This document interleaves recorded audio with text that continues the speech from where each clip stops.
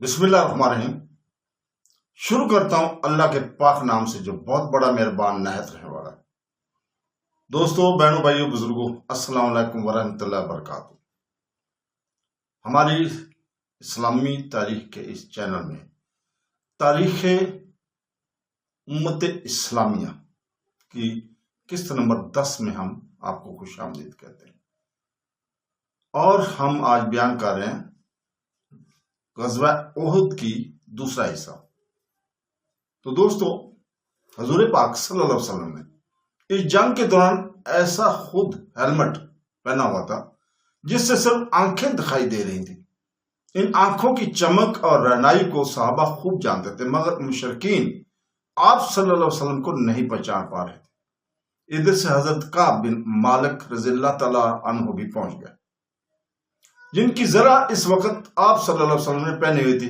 اپنی ذرا تو وہ پہچانتے ہی تھے، ساتھ ہی خود سے حضور پاک صلی اللہ علیہ وسلم کی چمکتی آنکھیں بھی دیکھی تو وہ بے ساختہ پکار اٹھے، اے مسلمانوں، یہ ہمارے نبی زندہ ہیں، سلامت ہیں۔ رسول اللہ صلی اللہ علیہ وسلم نے فوراً انہیں چپ رہنے کا اشارہ کیا، کیونکہ ابھی تک مشرکین صرف ان کے اس حملے کے ان کے اوپر حملے کر رہے تھے۔ انہیں یقینی علم نہ تھا کہ حضور پاک صلی اللہ علیہ وسلم کون سے ہیں۔ آپ صحابہ کرام حضور پاک صلی اللہ علیہ وسلم کو اپنے حلقے میں لیے ہوئے احد پہاڑ کی طرف بڑھنے لگے۔ مشرکین قدرے پسپائی کے بعد ایک بار پھر تیزی سے پیچھے آئے۔ رسول پاک صلی اللہ علیہ وسلم نے فرمایا، ہے کوئی جوان مرد جو انہیں بھگا دے، وہ جنت میں میرا ساتھی ہوگا۔ حضرت طلحہ رضی اللہ تعالیٰ نے کہا، میں حاضر ہوں۔ آپ نے فرمایا، تم نہیں۔ اب ایک انصاری آگے بڑھے اور مشرکین سے بڑھ گئے اور لڑتے لڑتے جان دے دی۔ مشرکین نے اب دوبارہ تعاقب شروع کر دیا۔ رسول پاک صلی اللہ علیہ وسلم اس طرح جنت کی بشارت دیتے رہے اور ایک ایک انصاری مشرکین کو روکنے کی کوشش میں شہید ہوتے رہے۔ آخر میں صرف حضرت طلحہ رضی اللہ تعالیٰ عنہ رہ گئے۔ تب انہیں خود مقابلے میں آ کر مشرکین سے لڑنا پڑا، جس میں ان کے دونوں ہاتھ لہو لعان ہو گئے، ایک ہاتھ کی انگلیاں کٹ گئی۔ حضور پاک صلی اللہ علیہ وسلم اپنے جانساروں کے ساتھ پہاڑ کی ایک گھاٹی کی طرف جا رہے تھے کہ پیچھے سے ابی بن خلف نیزہ تانے گھوڑے پر سر پر دوڑا کر آپ کی طرف آیا۔ اس شخص نے ہجرت سے قبل مکہ میں حضور صلی اللہ علیہ وسلم کو بہت ستایا تھا اور یہاں تک کہا تھا کہ میں تمہیں قتل کروں گا۔ حضور پاک صلی اللہ علیہ وسلم نے جواب دیا تھا، انشاءاللہ میں ہی تجھے قتل کروں گا۔ آج یہی ابی بن خلف کہہ رہا تھا، محمد کہاں ہے، محمد کہاں ہے، اگر وہ بچ گئے تو سمجھو میں نہ بچوں گا۔ صحابہ کرام نے چاہا کہ اسے راستے میں روک لے، مگر حضور پاک صلی اللہ علیہ وسلم نے فرمایا، آنے دو۔ حضور صلی اللہ علیہ وسلم نے حارث بن السمع رضی اللہ تعالیٰ عنہ کے ہاتھ سے نیزہ لیا اور خود اس کے مقابلے میں آئے۔ اس سے پہلے کہ وہ آپ پر وار کرتا، آپ صلی اللہ علیہ وسلم نے بڑی چابک دستی سے اس کے خود اور ذرا کے درمیان سے جھانکتی ہوئی گردن پر نیزہ دے مارا۔ حملہ آور کو بظاہر معمولی زخم سا لگا، مگر وہ گھوڑے سے گر پڑا، پھر نہایت بھیانک انداز میں بیل کی طرح چیختا ہوا واپس بھاگا۔ مشرکین نے اسے تسلی دی کہ یہ معمولی زخم ہے، مگر وہ درد سے بےتاب ہو کر پکارتا رہا۔ محمد نے کہا تھا نہ کہ میں ابی کو قتل کروں گا، باخدا مجھے اتنی تکلیف ہے کہ سارے حجاز والوں کو تقسیم کیا جائے تو وہ سب مر جائے۔ آخر ابی بن خلف اسی زخم سے واصل جہنم ہو گیا۔ مشرکین کے پیادے اور سوار اب بھی حضور پاک صلی اللہ علیہ وسلم کی تلاش میں ادھر کا رخ کر رہے تھے، مگر اب نرگے کے خطرے سے باہر نکل آئے تھے، کیونکہ اب آپ صلی اللہ علیہ وسلم قدر بلندی پر تھے۔ کئی صحابہ کرام بھی آپ کے پاس جمع ہو چکے تھے، ان میں زخمی بھی تھے اور صحیح سالم بھی۔ ان میں ابو طلحہ رضی اللہ تعالیٰ عنہ بھی تھے، جو زبردست تیر انداز تھے۔ انہوں نے اپنی ڈھال کھڑی کر کے حضور پاک صلی اللہ علیہ وسلم کو اس کے پیچھے چھپا لیا اور حریف پر مسلسل تیر برسانے لگے۔ حضور پاک صلی اللہ علیہ وسلم ان کی تیر اندازی دیکھنے کے لیے بار بار سر مبارک اٹھا کر دیکھتے کہ دشمنوں کو تیر لگا کہ نہیں۔ ابو طلحہ رضی اللہ تعالیٰ بے قرار ہو کر کہتے، اللہ کے نبی، میرے ماں باپ آپ پر قربان، آپ مت جان کیے، آپ سے پہلے میرا سینہ حاضر ہے۔ سعد بن ابی وقاص رضی اللہ تعالیٰ نے بھی ایسی زبردست تیر اندازی کی کہ حضور پاک صلی اللہ علیہ وسلم نے داد دی اور کہا سعد تیر چلا، میرے ماں باپ تجھ پر فدا۔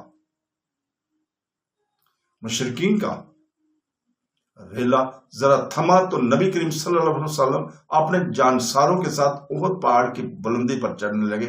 ان میں حضرت ابو بکر صدیق، حضرت عمر، حضرت علی کرم اللہ وجہ، حضرت سعد بن ابی وقاص، حضرت ابو داجانہ، حضرت طلحہ بن عبید اللہ، حضرت زبیر بن عوام، حضرت حارث بن اسما رضی اللہ تعالی عنہ نمایاں تھے۔ مشرکین بھی توقع میں پڑے۔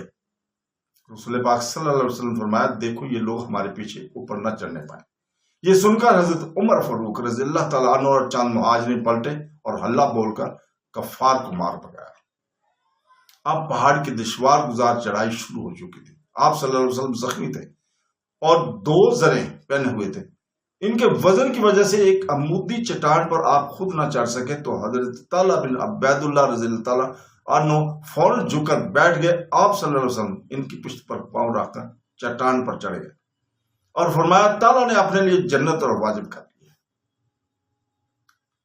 بلندی پر آ کے قریش کے حملے کا خطرہ نہیں رہا تھا، تاہم یہاں جمع ہونے والے مسلمان سبھی بری طرح تھکے ماندے اور پیاسے تھے، مگر ایسی حالت کے لیے پہلے سے انتظام کر لیا گیا تھا۔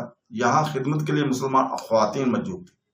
حضرت ابو طلحہ رضی اللہ تعالیٰ عنہ کی بیوی ام سلیم اور ام المومنین حضرت عائشہ صدیقہ رضی اللہ تعالیٰ عنہ پانی کے مشکیزیں بھر بھر کر کمر پر لاتی اور لا کر مجاہدین اسلام کو پانی پلاتی۔ بچوں میں سے حضرت انس رضی اللہ تعالیٰ عنہ جو صرف 13 سال کے تھے حضور پاک صلی اللہ علیہ وسلم کے خصوصی خادم کے طور پر یہاں موجود تھے۔ حضرت فاطمہ بھی وہیں موجود تھی۔ نبی کریم صلی اللہ علیہ وسلم کے چہرہ انور سے خون مسلسل بہ رہا تھا۔ حضرت علی کرم اللہ وجہ ڈھال میں پانی لا کر بھر کر لائے اور آپ کے زخم کو صاف کیا، مگر خون بند نہ ہوا۔ حضرت فاطمہ الزہرا نے یہ دیکھا تو چٹائی کے ٹکڑے کو جلایا اور اس کی راکھ آپ صلی اللہ علیہ وسلم کے زخم پر لیپ دی، خون بہنا بند ہو گیا۔ اس دوران تھکے ہارے مجاہدین پر یکا یک اونگ طاری ہونے لگی، جو ایسے نازک وقت میں ناممکن سی بات تھی، مگر حالت یہ تھی کہ صحابہ کوشش کے باوجود بیدار نہ ہو رہ سکے۔ حضرت ابو طلحہ رضی اللہ تعالیٰ عنہ کے ہاتھ سے شمشیر بار بار گر جاتے تھے۔ چند گھڑیوں بعد یہ کیفیت ختم ہوئی تو مسلمان تازہ دم ہو چکے تھے اور اپنے اندر ایک نئی قوت محسوس کر رہے تھے۔ جنگ کا ہنگامہ ختم ہو چکا تھا، تھم چکا تھا۔ قریشی بھی حضور پاک صلی اللہ علیہ وسلم کی تلاش سے مایوس ہو چکے تھے، تاہم جاتے جاتے ان کے سپہ سالار ابو سفیان نے پہاڑ کے پاس آ کر فتح کے نعرے لگائے اور کہا لڑائی کا ڈول اوپر نیچے ہوتا رہتا ہے، آج کا دن یوم بدر کا بدلہ ہے، جیے حبل۔ رسول پاک صلی اللہ علیہ وسلم کے حکم پر حضرت عمر رضی اللہ تعالیٰ نے کھڑے ہو کر جواب دیا اللہ ہے غالب و بالا تر۔ ابو سفیان نے کہا ہماری عزا ہے، تمہاری کوئی عزا نہیں۔ حضرت عمر رضی اللہ تعالیٰ نے حضور پاک صلی اللہ علیہ وسلم کی تلقین فرمانے پر جواب میں کہا ہمارا مولا ہے اللہ، تمہارا کوئی مولا نہیں۔ ابو سفیان نے پوچھا قسم دیتا ہوں سچ سچ بتاؤ ہم نے محمد کو قتل کر دیا یا نہیں؟ حضرت عمر رضی اللہ تعالیٰ نے سختی سے جواب دیا نہیں، اللہ کی قسم وہ اس وقت تمہاری آواز سن رہے ہیں۔ ابو سفیان نے جانے سے پہلے کہا اگلے سال پھر بدر میں مقابلہ ہوگا۔ جواب ملا ٹھیک ہے، اگلے سال وہاں مقابلے کا وعدہ رہا۔ جب کفار کا لشکر واپس ہوا تو رسول پاک صلی اللہ علیہ وسلم نے حضرت علی کرم اللہ وجہ کے ذمہ لگایا اور ان کا تعاقب کرے اور دیکھیں وہ کیا کر رہے ہیں۔ رسول پاک صلی اللہ علیہ وسلم فرمایا اگر وہ اونٹوں پر سوار ہوں، گھوڑوں کو خالی ساتھ لے جا رہے ہوں تو پھر وہ سیدھے مکہ جائیں گے، لیکن وہ گھوڑوں پر سوار دکھائی دیں تو ان کا ارادہ مدینہ پر حملے کا ہوگا۔ اللہ کی قسم اگر ایسا ہوا تو ان میں خود ان کے مقابلے میں نکلوں گا۔ حضرت علی کرم اللہ وجہ قریش کے پیچھے گئے اور پھر واپس آ کر بتایا وہ اونٹوں پر سوار مکہ کی طرف جا رہے تھے اور گھوڑے خالی ساتھ جا رہے تھے۔ پورا اطمینان کر لینے کے بعد رسول پاک صلی اللہ علیہ وسلم شہداء کی تجہیز و تکفین کی طرف متوجہ ہوئے۔ میدان احد میں شہداء کی لاشیں بکھری ہوئی تھی۔ ان میں حضرت انس بن نصر رضی اللہ تعالی عنہ بھی تھے جن کو 80 کے لگ بھگ زخم لگے تھے۔ لاش ناقابل شناخت ہو گئی تھی۔ ان کی بہن نے انگلی کے پوروں سے انہیں پہچانا۔ شہادت کی شہادت پانے والے میں اور اسی دن اسلام لائے تھے سرم رضی اللہ تعالی عنہ، اور سیدھے میدان کا انتظار میں پہنچ گئے تھے۔ میدان جنگ میں خوب داد شجاعت دی اور آخر شدید زخمی ہو کر گر پڑے۔ جنگ کے بعد جب مسلمان شہیدوں کی تجہیز و تکفین کرنے لگے تو لاشوں کے درمیان یہ دم توڑتے نظر آئے۔ کسی کو پتہ نہ تھا کہ یہ مسلمان ہو گئے۔ پوچھا تم یہاں کیسے؟ قومی حمیت کی وجہ سے آئے تھے یا اسلام کی خاطر؟ بولے اسلام کی خاطر، ہاں میں اللہ اور رسول پر ایمان لا چکا ہوں، یہ کہہ کر دم توڑ دیا۔ حضور پاک صلی اللہ علیہ وسلم نے فرمایا یہ جنتی ہیں، یہ ایسے جنتی تھے جنہیں ایک نماز پڑھنے کی نوبت بھی نہ آئے۔ شہداء حضرت عمر بن جموح رضی اللہ تعالیٰ بھی تھے، جو ایک پاؤں سے معذور تھے۔ ان کے 4 کڑیل جوان بیٹے اور اس جنگ میں شریک ہونے جا رہے تھے۔ جب انہوں نے بھی ساتھ نکلنے کی آرزو ظاہر کی تھی، لڑکوں نے بڑھاپے اور مزدوری کا کہہ کر منع کیا تو حضور پاک صلی اللہ علیہ وسلم کے پاس آ کر عرض کرنے لگے، میرے لڑکے مجھے آپ کے ساتھ جہاد پر جانے سے روک رہے ہیں۔ اللہ کی قسم میں چاہتا ہوں کہ اپنے لنگڑے پاؤں سے جنت میں چلوں پھروں۔ یہ جذبہ دیکھ کر حضور پاک صلی اللہ علیہ وسلم نے شرکت کی اجازت دے دی تھی۔ اب ان کی لاش بھی میدان جنگ میں پڑی تھی۔ ان میں حضرت حنظلہ رضی اللہ تعالی عنہ بھی تھے، جن کا باپ ابو عامر راہب اس جنگ میں مشرکین کے ساتھ تھا۔ عبداللہ بن ابی منافق کی بیٹی جمیلہ جو پختہ ایمان والی لڑکی تھی، ان کے نکاح میں آئی تھی۔ گزشتہ رات ہی شادی ہوئی تھی، ابھی صاحب رات کا غسل نہیں کیا تھا کہ مسلمانوں کی شکست کی خبر سنی، سیدھے دوڑے آئے اور مارکے میں جان کی بازی لگا کر شہادت پائی۔ انہیں کفناتے ہوئے مسلمانوں کو ان کے جسم سے پانی کے قطرے ٹپکتے محسوس ہوئے۔ جب دلہن نے بتایا کہ وہ غسل کے بغیر نکل گئے تھے تو حضور پاک صلی اللہ علیہ وسلم فرمایا، اس لیے کہ انہیں فرشتوں نے غسل دیا۔ ان میں مصعب بن زبیر رضی اللہ تعالی عنہ بھی تھے، جو مکہ کے سب سے خوبصورت اور خوش الباز نوجوان تھے، مگر آج ان کی تدفین اس حال میں ہو رہی تھی کہ جسم ڈھانپنے کے لیے صرف ایک چھوٹی سی چادر ہی مل سکی تھی، جس سے سر ڈھانپا جا سکتا تو پاؤں کھل جاتے، پاؤں ڈھانپے جاتے تو سر کھل جاتا۔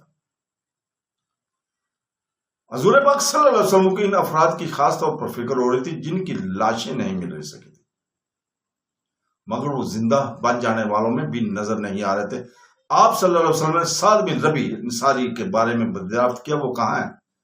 بچ گئے یا شہید ہو گئے؟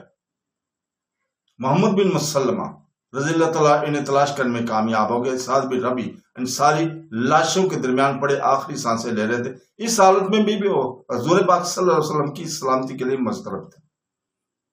ان کے آخری الفاظ یہ تھے، حضور صلی اللہ علیہ وسلم کو میرا اسلام کہنا، عرض کرنا اللہ آپ کو ہر اس جزا سے بہتر جزا دے جو کسی امتی کی طرف سے اس کے نبی کو ملی ہو، اور مسلمانوں کو بھی سلام کہہ کر یہ پیغام دینے کا حضور پاک صلی اللہ علیہ وسلم کو تمہارے جیتے جی ذرا بھی گزند پہنچی تو اللہ کے ہاں تمہارا کوئی عذر قبول نہیں ہوگا۔ یہ کہتے کہتے ان کی روح پرواز کر گئی۔ حضرت حمزہ رضی اللہ تعالی عنہ کی لاش بھی ان میں تھی۔ قریش کے بعد لوگوں نے لاشوں کی برہمتی کی، ناک، کان اور دیگر اعضاء کاٹے تھے۔ حضرت حمزہ رضی اللہ تعالیٰ کا سینہ چیرا گیا، چہرہ مسح کر دیا۔ حضور پاک صلی اللہ علیہ وسلم کو چچا سے غیر معمولی محبت تھی اور آپ کے رضائی بھائی اور قریبی دوست بھی تھے۔ ان کی لاش کا یہ حال دیکھ کر آپ صلی اللہ علیہ وسلم کو بہت دکھ ہوا۔ فرمایا اس جیسا صدمہ پھر کبھی نہ پہنچے گا۔ اس دوران رسول پاک صلی اللہ علیہ وسلم کی پھوپھی حضرت صفیہ رضی اللہ تعالیٰ عنہ اس حادثے کی خبر سن کر دوڑی آئی۔ حضور پاک صلی اللہ علیہ وسلم نے دیکھا تو فوراً ان کے صاحبزادے زبیر رضی اللہ تعالیٰ کو کہا کہ انہیں روک لو۔ زبیر رضی اللہ نے آگے بڑھ کر انہیں کہا، رسول پاک نہیں چاہتے کہ آپ لاش کو دیکھیں۔ بولی اپنے بھائی کے لیے کفن کے 2 کپڑے لائی ہوں، یہ لے لو۔ مسلمان ان 2 کپڑوں میں حضرت حمزہ رضی اللہ تعالیٰ کو کفنانے لگے تو ایک انصاری کی نوچی گئی لاش نظر آ گئی۔ صحابہ کو گوارا نہ ہوا کہ اسے بے کفن رہنے دیں۔ آخر ایک کپڑے میں حضرت حمزہ رضی اللہ تعالیٰ عنہ اور دوسرے میں ان انصاری کو کفن دیا گیا۔ اس جنگ میں جانی نقصان مسلمانوں کا زیادہ ہوا۔ اس لحاظ سے قریش کو فتح حاصل ہوئی تھی، مگر یہ فتح ادھوری تھی کیونکہ مسلمانوں کی ریاست بھی باقی تھی۔ اور قیادت بھی۔ مسلمان آخر تک میدان جنگ کے پاس مورچہ زن تھے۔ ان میں سے نہ تو کوئی قیدی بنا اور نہ ہی کسی نے ہتھیار ڈالے، اور سب سے بڑھ کر یہ مسلمانوں نے جان پر کھیل کر اپنے آقا اور مولا صلی اللہ علیہ وسلم کی حفاظت کی تھی، اور قریش ایڑی چوٹی کا زور لگا کر بھی ان تک نہیں پہنچ سکے تھے۔ اپنے ان کمزور پہلوؤں کا مشرکین مکہ کو پورا احساس تھا۔ حضور پاک صلی اللہ علیہ وسلم دشمن کی اس اساس کمزوری کو مزید پختہ کرنے اور مسلمانوں کی نفسیاتی برتری کو ثابت کرنے کے لیے اگلے ہی دن قریش کے لشکر کا تعاقب کرنے کا فیصلہ کیا۔ فرمایا اللہ کا حکم بھی یہی تھا۔ اس میں یہ حکمت بھی تھی کہ اگر قریش کو آگے چل کر مدینہ پر حملہ کرنے کا خیال آ جائے تو مسلمانوں کی جرت کو دیکھ کر وہ اپنا ارادہ ترک کر دے۔ تو ایسا ہی ہوا۔ کافی آگے جا کر قریش کے فاتح سرداروں کو اپنی مہم کے نامکمل رہ جانے کا احساس ہوا تو وہ مدینہ میں گھس کر لوٹ مار کرنے کا منصوبہ بنانے لگے۔ لیکن اچانک انہیں پتہ چلا کہ حضور پاک صلی اللہ علیہ وسلم لشکر مرتب کر کے ان کا تعاقب میں آ رہے ہیں۔ یہ سن کر وہ اتنے بدواس ہوئے کہ سر پٹ مکہ کی طرف کوچ کر گئے۔ حضور پاک صلی اللہ علیہ وسلم بھی ہمرا الاسد تک تعاقب کیا، وہاں 3 دن ٹھہرے۔ جب قریش کے مکہ جانے کا اطمینان ہو گیا تب حضور پاک صلی اللہ علیہ وسلم واپس ہوئے۔ اس تعاقب کو غزوہ ہمرا الاسد کہا جاتا ہے۔ اس میں حضرت جابر بن عبداللہ رضی اللہ تعالیٰ کے سوا تمام لوگ وہی تھے جو غزوہ احد میں شریک تھے۔ ان کی اکثریت زخمی اور تھکی ماندی تھی۔ اس کے باوجود اس نئی مہم کے لیے خود کو پیش کر دینا جان ساری، تابعداری اور قربانی کی حیرت انگیز مثال لگی تھی۔ عمارہ رضی اللہ تعالیٰ کو جنگ میں 12 زخم لگے تھے، بستر پر پڑی تھی۔ ابن کمت کے ہاتھوں ان کے کندھوں پر آنے والا زخم نہایت کاری تھا۔ اس دوران مدینہ کی گلیوں میں رسول پاک صلی اللہ علیہ وسلم کی منادی نے پکارا۔ عمارہ نے یہ صدا سنی تو اس حالت میں جانے کے لیے بےتاب ہو گئی۔ خود کپڑوں میں اچھی طرح لپیٹا اور اٹھنے لگے، مگر زخم تازہ تھے، ان سے خون جاری ہو گیا۔ رات بھر ان کے زخموں کی مرہم پٹی ہوتی رہی۔ اس دوران رسول پاک صلی اللہ علیہ وسلم ہمرا الاسد تشریف لے گئے۔ وہاں واپس آئے تو فوراً ایک صحابی عبداللہ بن کعب رضی اللہ تعالیٰ کو عمارہ رضی اللہ تعالیٰ گھر بھیج کر ان کی خرید دریافت فرمائی۔ جب معلوم ہوا کہ انہیں افاقہ ہو رہا ہے تو رسول پاک صلی اللہ علیہ وسلم بے حد مسرور ہوئے۔ عمارہ رضی اللہ تعالیٰ کے کندھے کا زخم 1 سال میں جا کر ٹھیک ہوا تھا۔ قریش غزوہ احد میں فتح کے باوجود خاطر خواہ نتائج حاصل نہیں کر سکے تھے۔ پھر واپس آ کر انہوں نے فتح کے اثرات کو پائیدار بنانے کی طرف بھی توجہ نہیں دی، پھر یہاں تک کہ وہ شام کو جانے والے کافروں کی حفاظت کا بھی کوئی مؤثر بندوبست نہ کر سکے۔ 2 سال تک ان کو مدینہ کے خلاف جنگ کی اہمیت نہ ہوئی۔ البتہ انہوں نے اسلام کے خلاف گھناؤنی سازشیں ضرور کی، اور ان کے حلیف یا زیر اثر قبائل نے مسلمانوں کو چند بہت کاری زخم لگائے تھے۔ صفر 4 ہجری میں 2 بدو قبائل اصل اور کارا کے نمائندے حضور پاک صلی اللہ علیہ وسلم کی خدمت میں حاضر ہوئے اور اسلام کی تعلیم اور تبلیغ کے لیے چند معلم طلب کیے۔ حضور پاک صلی اللہ علیہ وسلم نے عاصم بن ثابت رضی اللہ تعالیٰ عنہ کو امیر مقرر کر کے 10 صحابہ کی جماعت کو اس علاقے کی طرف روانہ کیا۔ یہ مہم واقعہ رجی کراتی ہے۔ جب یہ حضرات اس علاقے میں رجی نامی چشمے پر پہنچے تو بنو لحان نے عزل اور کارا کے تقریباً 113 تیر اندازوں سمیت ان حضرات کو گھیر لیا اور کہا اپنے آپ کو ہمارے حوالے کر دو، ہمارا وعدہ ہے کہ تم میں سے کسی کو قتل نہیں کریں گے۔ عاصم بن ثابت رضی اللہ تعالیٰ نے یہ سن کر ساتھیوں سے کہا بھائیو، میں کسی کافر کی ضمانت پر یقین نہیں کرتا، اللہ ہی ہمارے حال کو خبر اپنے نبی کو پہنچا دے۔ یہ کہہ کر وہ 7 صحابہ سمیت لڑتے ہوئے شہید ہو گئے۔ کفار نے لاش کی بے حرمتی کرنا چاہی، مگر اللہ نے شہد کی مکھیوں کے ایک خول بھیج دیا جس نے ان کی لاش کو گھیر لیا اور کفار اسے چھو نہ سکے۔ کفار نے صبح ہونے تک کا انتظار کیا، مگر رات کو زوردار بارش ہوئی۔ جبکہ وہ بارش کا موسم نہ تھا، ناش سیلاب میں بہہ گئی۔ شہید نے عہد کیا تھا کہ وہ کسی مشرک کو اپنا بدن چھونے نہ دیں گے۔ اللہ نے اپنی قدرت سے ان کے عہد لاج رکھی تھی۔ خبیب، عبداللہ بن طارق اور زید بن وسنہ رضی اللہ تعالیٰ باقی رہ گئے تھے۔ کفار نے ان سے جان کی تحفظ کا وعدہ کیا، انہوں نے خود کو ان کے سپرد کر دیا، مگر کفار نے وعدہ خلافی کرتے ہوئے انہیں قیدی بنا کر مکہ میں بھیج دیا۔ قریشی رسا نے انہیں خرید لیا تاکہ انہیں اپنے ان رشتہ داروں کے خون کے انتقام میں جو بدل میں مارے گئے تھے قتل کر دیں۔ قریشی رسا ان سب کو موت کے گھاٹ اتارنے کے لیے شہر حرم گزرنے کا انتظار کرتے رہے۔ خبیب رضی اللہ تعالیٰ عنہ نے جنگ بدر میں حارث بن عامر کو قتل کیا تھا۔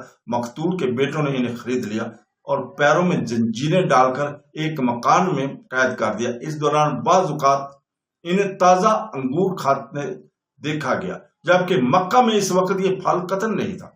یہ اللہ کی غیبی نصرت اور صحابی کی کرامت تھی۔ آخر ماہ محرم گزرنے پر شہر حرم ختم ہو گیا اور انہیں قتل کی تیاریاں کر لی گئی۔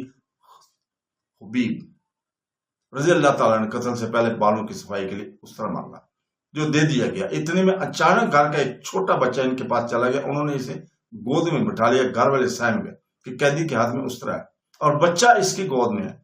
حبیب نے انہیں گھبرایا ہوا دیکھ کر کہا، کیا تمہیں ڈر ہے کہ میں اسے قتل کر دوں گا؟ ایسا ہرگز نہیں ہوگا۔ حبیب رضی اللہ تعالیٰ کے پاس جان بچانے کا یہ آخری موقع تھا کہ اس بچے کو یرغمال بنا کر فرار ہو جاتے، مگر انہوں نے اپنی جان کے لیے ایک بچے کو آڑ بنانا گری ہوئی حرکت سمجھا اور اعلیٰ اسلامی اخلاق پر کوئی حرف نہ آنے دیا۔ کفار انہیں پکڑ کر حدود حرم سے باہر لے گئے۔ انہوں نے شہادت سے قبل 2 رکعت نماز کی خواہش ظاہر کی، 2 مختصر رکعتیں عطا کی اور پھر کہا، اگر یہ خوف نہ ہوتا کہ تم کہو گے موت سے خائف ہو تو میں لمبی نماز پڑھتا۔ قتل ہوتے وقت انہوں نے یہ اشعار بھی پڑھے تھے کہ یا اللہ، یہ اللہ کی ذات کے لیے ہے اور وہ چاہے تو ایک پارا پارا کی گئی لاش کے ٹکڑے پر برکت نازل فرما دے۔ صحابہ رسول صلی اللہ علیہ وسلم کی محبت کی ایک عجیب جھلک تھی۔ زید بن بشنا رضی اللہ تعالیٰ کو قتل کرنے سے پہلے ابو سفیان نے آزمائش کے لیے پوچھا، زید کیا تمہیں یہ پسند ہے کہ محمد یہاں ہوتے اور تمہاری جگہ وہ قتل کر دیے جاتے؟ زید رضی اللہ تعالیٰ نے جواب دیا، واللہ ہمیں تو یہ بھی گوارا نہیں کہ انہیں اپنے گھر میں کانٹا بھی چبھے اور ہم اپنے گھر میں آرام سے بیٹھے۔ ابو سفیان نے کہا، اللہ کی قسم میں نے ایسی محبت کسی کی نہیں دیکھی جیسی محمد سے صلی اللہ علیہ وسلم سے ان کے ساتھیوں کو ہے۔ اس کے بعد زید بن بشنا رضی اللہ تعالیٰ عنہ کو قتل کر دیا گیا۔ یہ جمادی الاول 4 ہجری مطابق سفر کی واقعہ ہے۔ اسی زمانے میں نجد کا ایک غیر مسلم رئیس ابو برا عامر بن مالک نے رسول پاک صلی اللہ علیہ وسلم سے کچھ مددگار کی جو اس کے مخالف قبائل کو رام کریں اور ان کو ریاست مدینہ کا پیغام سنا کر حلیف بنائے۔ حضور پاک صلی اللہ علیہ وسلم نے اہل نجد کے بدعہدی کا خدشہ ظاہر کیا، مگر ابو برا نے ہر طرح اطمینان دلایا اور مکمل تحفظ کی ذمہ داری لی۔